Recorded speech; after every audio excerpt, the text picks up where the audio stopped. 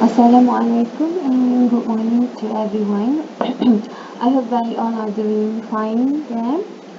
Alright, for today we are going to proceed with the second chapter in the syllabus, which is the most important chapter under the law of contract.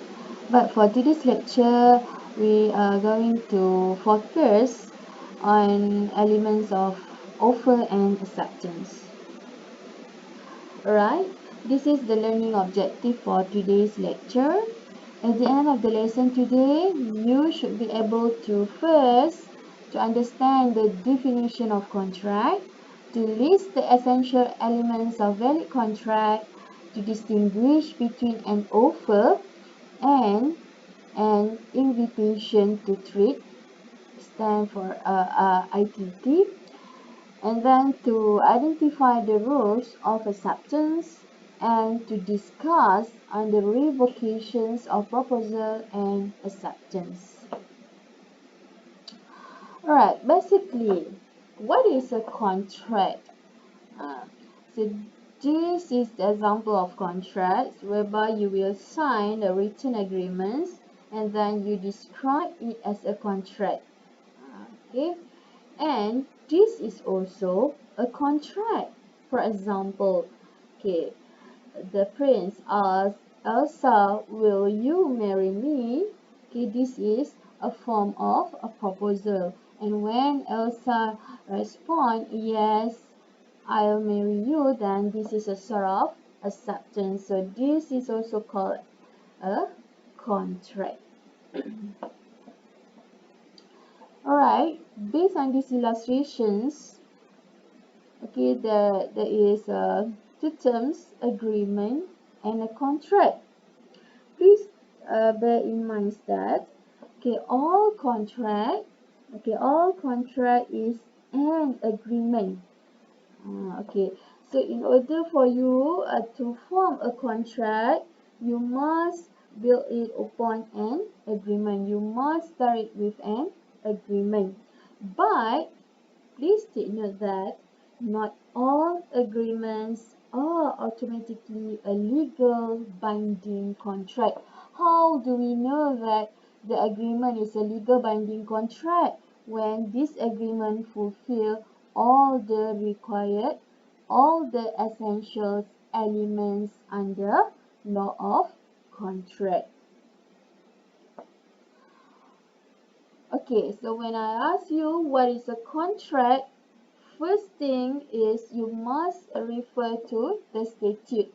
This is the principal legislation that govern contract law in Malaysia. Contracts Act 1950. So based on section 2, subsection H of the Act, it defines a contract as an agreement enforceable by law. An agreement enforceable by law means that this agreement is legally binding between parties, so it can be enforced against both parties. Alright, these are the elements. Okay, elements means the requirements, the essential needs in order to form a valid contract. We need elements of offer or proposal, we need elements of acceptance, consideration, legal capacity, certainty, intention to create legal relation, and there must be an elements of free consent. Okay, so later on we will discuss one by one of these elements. So we're going to start with the first element under an offer, or also known as proposal. Okay, the legal definition of offer based on section 2 subsection A of the Contracts Act is a proposal which made when one person signifies to another his willingness to do or abstain from doing anything with a view of obtaining the assent of that other to such act or abstinence. This is where person desire, okay, he wants to he wants to offer something, he wants to make a proposal, he wants to propose something to other party, so this is called as offer. So the proposal has become a promise, and the party making the proposal is now referred to as the promisor, and the party accepting the proposal is known as the promisee. So don't be confused with the terms used under law of contract. Okay, when we talk about abstain, abstain from doing anything, this is not very common to us. This is where there is a to restrain oneself from doing something. This is also called as an offer. Okay, right. For example of an offer, okay, let's say there is a conversations between A and B. A said to B that I want to sell my car for 50,000 ringgit. So A is known as an offerer, okay, because he is the one who makes a proposal, and then B will be regarded as acceptor because he is the one who will receive or make acceptance to the offer. Alright. However, some statements or acts are not proposal. They are usually termed as invitation to trade, referred to as ITT.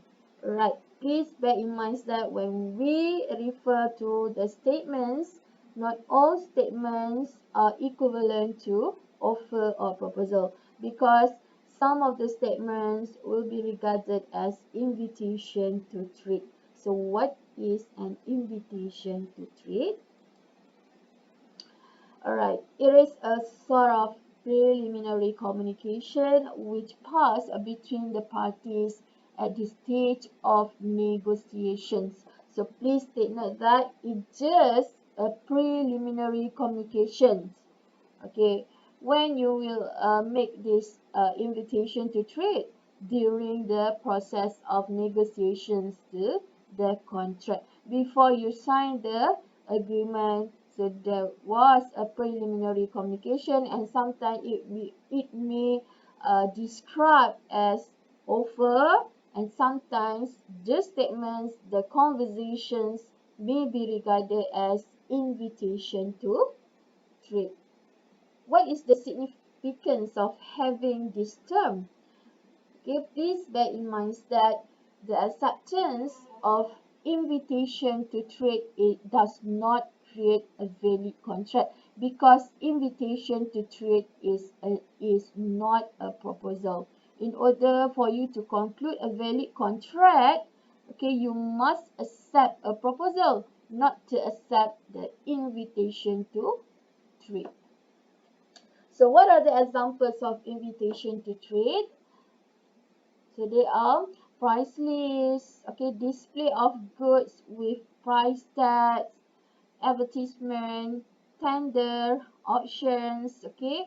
I believe that okay you know okay the display of goods, for example the display of groceries in the supermarket, so they are considered as invitation to trade only, not a proposal.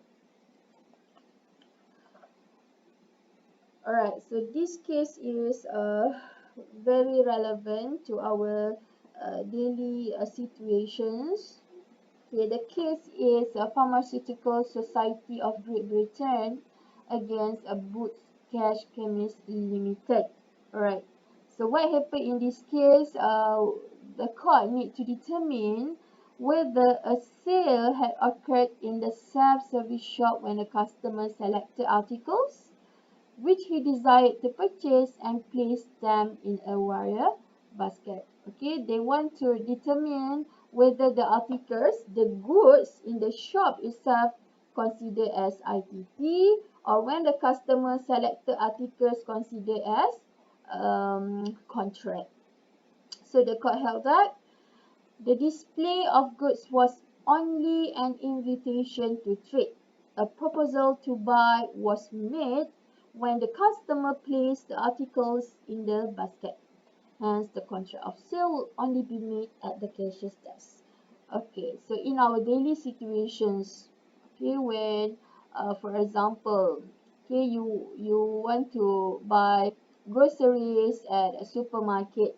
Okay, all the groceries displayed there known as ITT, on the invitation to trade. Who makes this invitation to trade? The supermarket. What is the purpose of invitation to trade? To invite the customer to make an offer. So when you deciding to buy, for example, let's say you want to buy sardine, okay, then you put the sardine in the basket. So this is constitute as proposal or offer. So who makes the proposal? The buyer, the customer, right?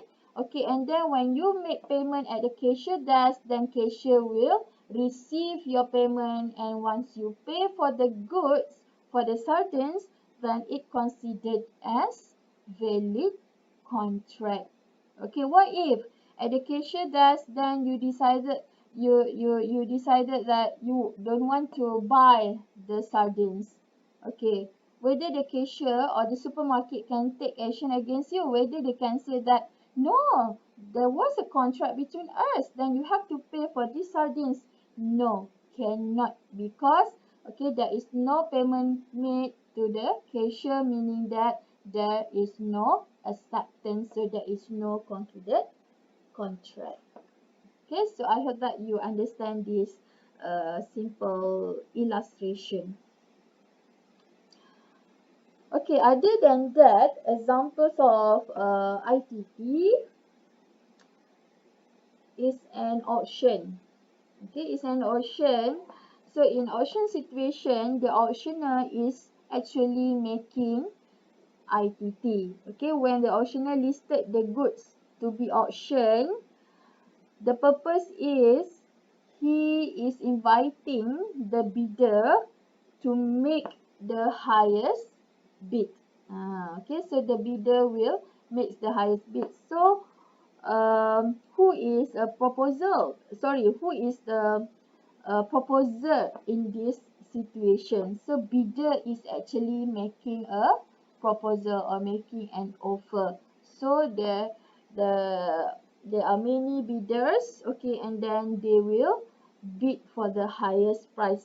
Okay, and then when the auctioneer receive the highest bid or the highest price, then the auctioneer is considered as acceptor. Okay, he is the one who will make an acceptance. Okay, next. To whom can a proposal be made? There are two types. Okay, first is to a particular person. If the proposal is made to a particular person, only that person may accept the proposal.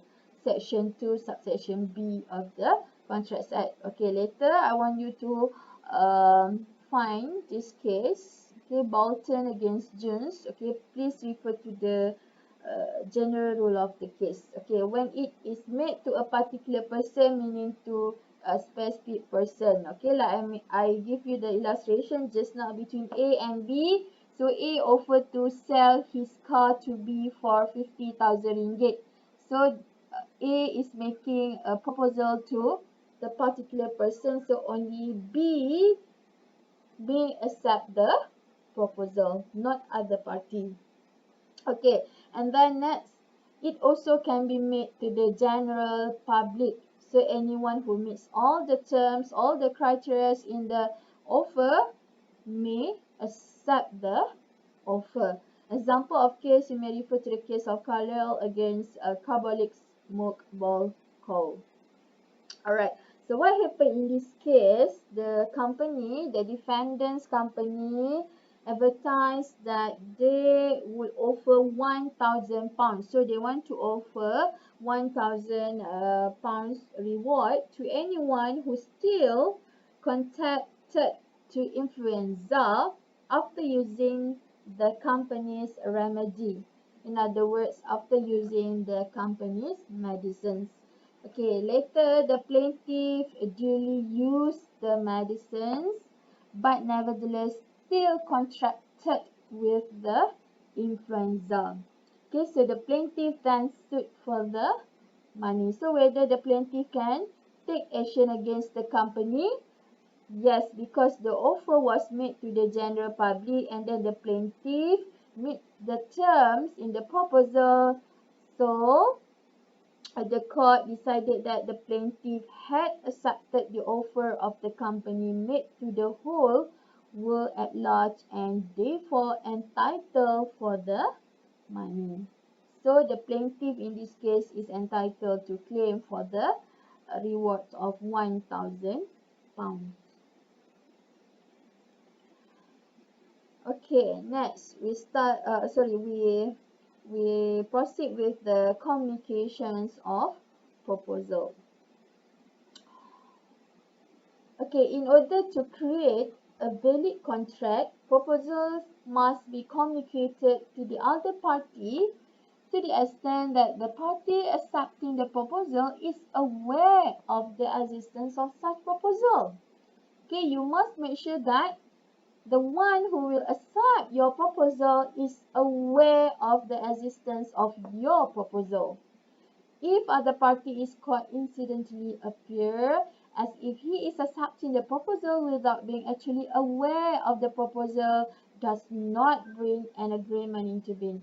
So what does it mean? Okay, if the person who is accepting the proposal does not aware of the existence of the proposal, but he accept the proposal accidentally. So it means that there is no concluded contract between the parties. So a person who casually returns a lost property to its owner cannot legally claim a reward if he is unaware or ignorant of the offer of rewards at the time he returns the property, but only discovers the existence of the offer subsequently. Okay, I'll give you one illustrations. Okay, for example, let's say between Siti and Ali. Okay, Siti lost her handbag. Okay, and then she advertised in the advertisements. Okay, those who can find and return her lost handbag will be entitled to claim 1,000 ringgit for a reward. So she advertised in the newspaper. Alright. Later, Ali found the handbag. Okay, Ali found the handbag, and then since he know that the handbag is belong to Siti, so Ali returned it to Siti. Okay, and then when he is going home, okay, he read the advertisement and then he wants to claim for a reward. Whether Ali is able to claim for a reward from Siti. What do you think? Okay, since I mentioned just now, okay, Ali just found the handbag and then he just returned it to Siti, meaning that he is unaware of the existence of the reward. Reward here means offer, eh? So he